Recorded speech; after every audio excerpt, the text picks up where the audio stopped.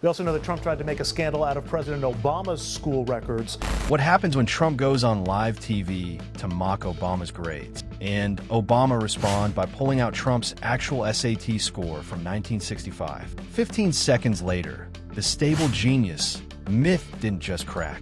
It detonated. One document, one number, one unforgettable moment that made the entire auditorium erupt, leaving Trump speechless and the nation watching disbelief. The stage was set, a primetime presidential forum on education and excellence, broadcast live from Philadelphia. The hall packed with students, journalists, and political enthusiasts. The air was thick with tension.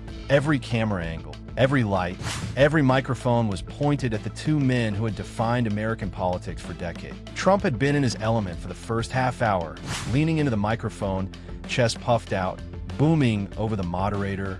Academic rigor? Please. Look, I hear a lot about Obama's terrible grades, terrible student. I was top of my class. Wharton, best grades ever. Very stable genius. Everyone knows it. And him?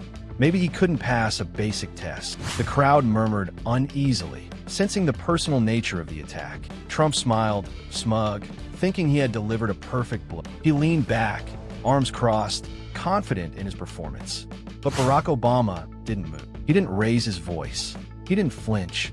He just looked at Trump with that calm, almost pitying stare that had defined his public life. "Donald," Obama said, voice steady, crystal clear, "you've spent years questioning my credentials, my birth certificate, my grades, even my right to be here. And you spent a lifetime claiming to be the smartest person in the room." He paused. The room went silent. Every journalist, every camera operator, every spectator leaned. "So, in the spirit of transparency," Obama continued, reaching into the inner pocket of his suit jacket, "it's time we clear the air."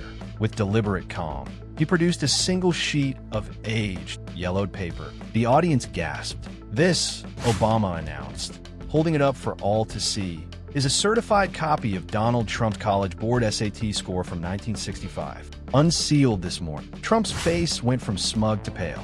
His eyes darted around, seeking an aid, a note, a lifeline. He leaned toward the microphone, sputtering, "That's fake. You can't read that." Obama adjusted his reading glasses. Calm, precise, methodical. "You claim to be a genius," he said, voice carrying through the hall. "Let's look at the numbers." The first line, verbal reasoning, 48th percentile. Trump shifted uncomfortably. Mathematical aptitude, 34th percentile. The audience murmured, sensing the scale of the revelation. Total score, 970 out of 1,600. The auditorium erupted. Shock, disbelief, laughter, gasp. The score was below the national average. A high school student could have done better. Obama didn't pause. He looked directly into Trump's eyes. "You didn't get into Wharton because of genius, Donald. You got in because your father, Fred Trump, made a massive donation to the school just 2 weeks before your acceptance letter arrived." Trump's mouth opened and closed, soundless. His smirk, his bluster, his years of claiming intellectual superiority evaporated in real time. 15 seconds, one document, one single number. The myth was shattered. The cameras captured the total panic on his face. The audience's reaction was thunderous, a roar of disbelief that would echo on social media for days. Journalists whispered, commentators froze, and families leaned closer to their television, unable to believe what they were witnessing. The stable genius had been exposed. Obama folded the paper neatly, eyes still locked on Trump, and said softly, "Facts matter, Donald. Integrity matters.